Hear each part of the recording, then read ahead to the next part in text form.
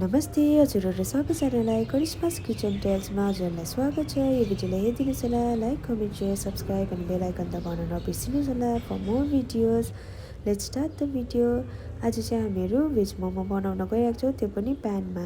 भक्टु चाहिँदैन है त हजुरहरू। सुरुमा क्याबेजलाई लिने, यसरी मजाले धोइकन काटेर यसरी चप्परमा हालेर मजाले चप गरिदिने।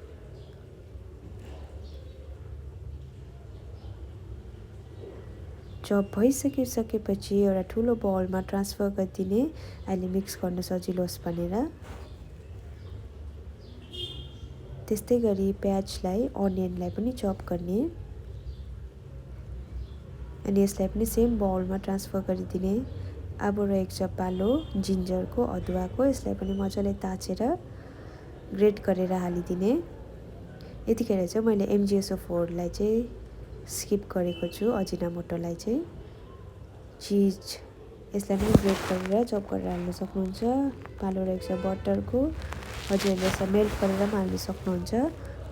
Salt as per your taste, अनि त्यसलाई मिक्स गरेर साइडमा रेस्टको लागि राखिदिने।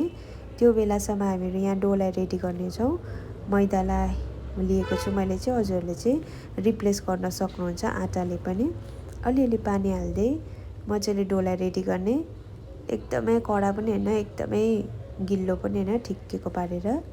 हजुरहरू कतिजनाले चाहिँ मोमोलाई अनहेल्दी भनेर कन्सिडर गर्ने गर्छन् है, मलाई चाहिँ त्यस्तो लाग्दैन। आफ्नो आफ्नो ओपिनियन हो है।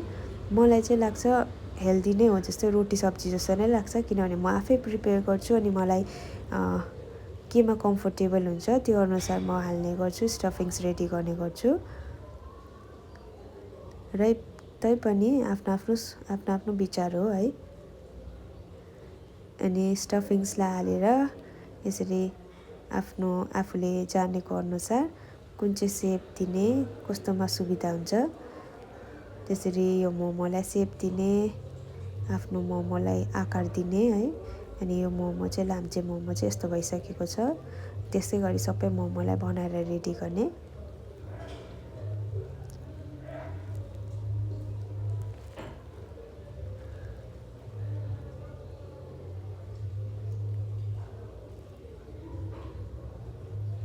सबै बनिसकेपछि चाहिँ बाटिसकिसकेपछि चाहिँ यस्तो थियो है। अब चाहिँ पालो रहेको छ प्यानमा पकाउने। फर्स्टमा ग्यासलाई अन गर्ने, प्यान राखिदिने अनि अलिकति तेल हालेर प्यानलाई ग्रिस गरिदिने।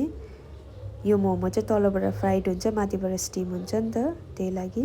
अनि प्लस यो यस्तो गर्नाले चाहिँ टालिँदैन पनि मोमो अहिले।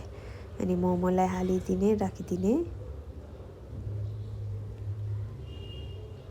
हालिसकिसकेपछि एकपल्ट स्यालो फ्राई गरिदिने। त्यहाँबाट माथिबाट तातो पानी हालिदिने यसरी।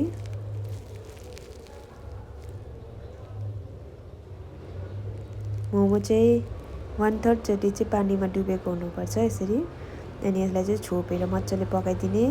यो बेला चाहिँ फ्लेमलाई मिडियममा राख्ने। पानी सुकिसकेपछि टट गर्ने आवाज आउँछ, त्यो बेला चाहिँ यसरी चेक गर्नुपर्ने हुन्छ। हाम्रो मोमो रेडी भइसकेको छ है। माथि स्टिम भएको छ, तलनिर फ्राइड भएको छ। म चाहिँ तर यो फ्लिप गर्दैछु, म माथिबाट पनि अलिकति फ्राई गरौँ भनेर, स्यालो फ्राई गरौँ भनेर है। हजुरहरूले यतिकै नै सर्भ गर्न सक्नुहुन्छ। अनि फाइनल लुक चाहिँ यस्तो छ। एकपल्ट फेरि मजाले हल्लाइदिने। यो पाकिसकिसकेपछि चाहिँ एका दुसरासँग टाल्ली बस्दैन, छुट्टिन्छ। अब चाहिँ पालो रहेको छ प्लेटिङको। ग्यासलाई अफ गरिदिने अनि आफ्नो प्लेटलाई लिएर यसरी सजाउन थाल्ने। आफूले खाने खाना पनि यसरी मजाले सजाएर खाँदा चाहिँ आफूलाई पनि इन्ट्रेस्टिङ हुन्छ है, एपेटाइट पनि बढ्छ, हेर्नमा पनि मजा लाग्छ है। यसरी खानुको मजा चाहिँ बेग्लै हुन्छ है हजुरहरू। मेरो प्लेट यसरी सजेर रेडी भइसकेको छ। फाइनल टचको लागि चाहिँ मैले यहाँनिर प्लेटमा, सानो प्लेटमा पिरो अचारलाई राखिदिएको छु। अब चाहिँ बसेर मजाले खाने टेस्ट गरौँ है त हजुरहरू। First bite, cheers.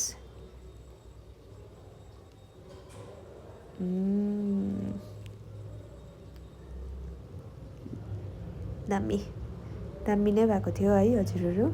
हजुरहरूले पनि म जस्तै एक्लै बस्नुहुन्छ अनि कतिजनाको अब रुम ट्रान्सफर गर्दा युटेन्सिल्सहरू अलिक हुँदैन नि त है। अनि मोमोको क्रेभिङ्स भयो भने चाहिँ अल्छी नगरिकन उठेर चाहिँ यसरी पकाएर खान सक्नुहुन्छ हजुरहरू है। मैले जस्तै इन्जोय गर्न सक्नुहुन्छ। यो भिडियोलाई हेरेर हजुरहरूले पनि इन्जोय गर्नुभयो होला भने म आशा राख्दछु है। हजुरहरूले पनि इन्जोय गर्नुहोस् होला यसरी नै बनाएर। Thank you for watching.